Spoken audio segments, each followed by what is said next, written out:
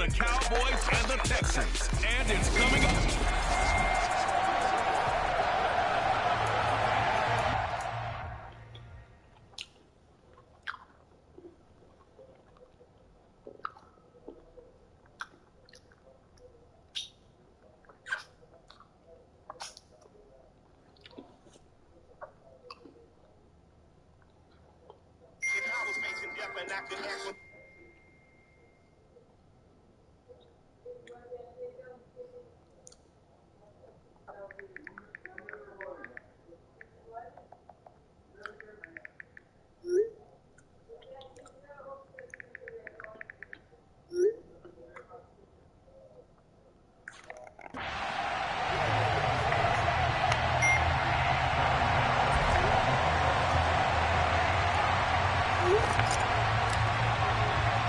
Three-quarters of the NFL season are complete. What works in our final month? We're underway in Week 14. Fields it right around the goal line. And not much happening on the return as he'll get this to about the 23. So out come the Texans for their opening drive. They're led out by last season's comeback player of the year. In his third season now, it's Joe Burrow. And last week's loss came despite a clean game on his end, throwing the ball with 2 touchdowns and 0 interceptions. His job this week is simple. Do it again. Continue to avoid turnovers and hope that what sunk them last week resolves itself this time around. And he gets forward up the middle, but only for a couple. It'll be second down. Well, this defense for the Cowboys, they were excellent a week ago in that victory over Indianapolis. And one of the key things you always look for when you're evaluating a defense is how opportunistic are they? How many takeaways do they get per game? And how about last week's game? That number? 6. Absolute phenomenal performance. They were on top of their game right from the first snap.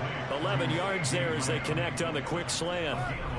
This has to go down as one of the simpler routes in the playbook, but oh so effective. Nice completion there. Keeps the sticks moving. Line of scrimmage, the 37 on 1st and 10.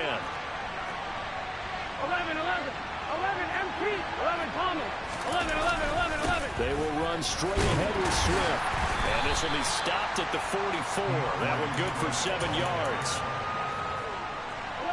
Now, look, that wasn't a huge gain, but those are the types of carries I think they were missing in their loss last week. They couldn't get him going on the ground. Did you get the same feeling I did during our meetings, that they kind of regretted that he didn't touch the ball? Absolutely. You know, hey, he should have touched it more last week.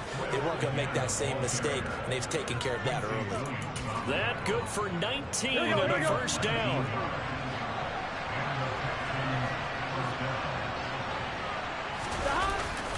They'll stay on the ground with Swift. Oh, he faked it with a juke. Now he's got some room.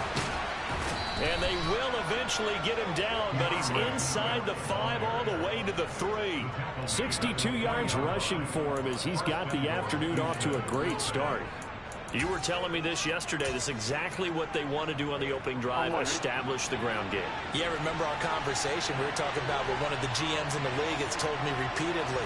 It's a big man's game, and it's not necessarily size. He's talking about playing some big boy football. Line up, get leverage, knock people back, and establish the run early. That's going to go as a loss of 2, and it'll be second down. This defense is a difficult one to prepare for, one of the best in the league. They'll come at you from all angles, and they did a nice job there stopping him for a loss.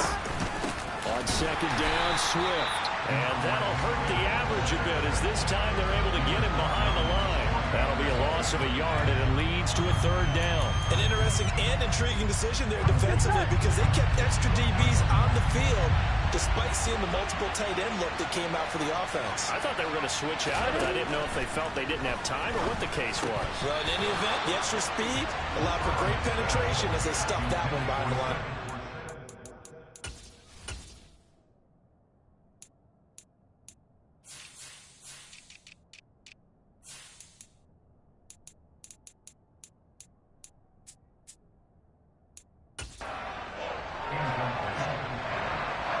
The kicker, Jason Myers, for the field goal try. From the right hash here, should be an easy one. Myers' kick is good, and it's now 3-0 Texans. Well, they moved the ball well there on the opening series. Running game was in sync. They were knocking on the doorstep, but ultimately, Charles, they'll have to settle for the field goal. Well, they certainly were moving it well, and give this defense a ton of credit. Finally dug their heels in and forced the field goal. That's wondered to his game partner. Will this offense look back at this drive and think to themselves, if we'd gotten 6, we'd be in a better spot. So here now the Cowboy offense onto the field to get their first crack at it. Well, they're led out by Malik Willis, the rookie who started his college career at Auburn and finished with the Liberty Flames. I know teams always talk about having a 24-hour rule after a game, and eventually we end up rolling our eyes. But it works both ways, right? 24 hours if you win, 24 if you lose. But, boy, it's a fun 24 when you win the game. And you win NFC Offensive Player of the Week. And this throw will be intercepted. Picked by Kevin Byard.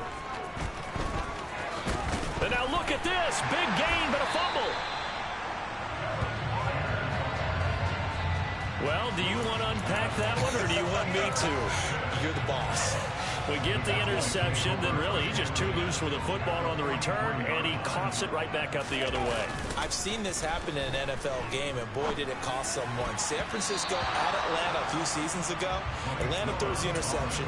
San Francisco runs it back. Game is salted away. Fumbles on the return.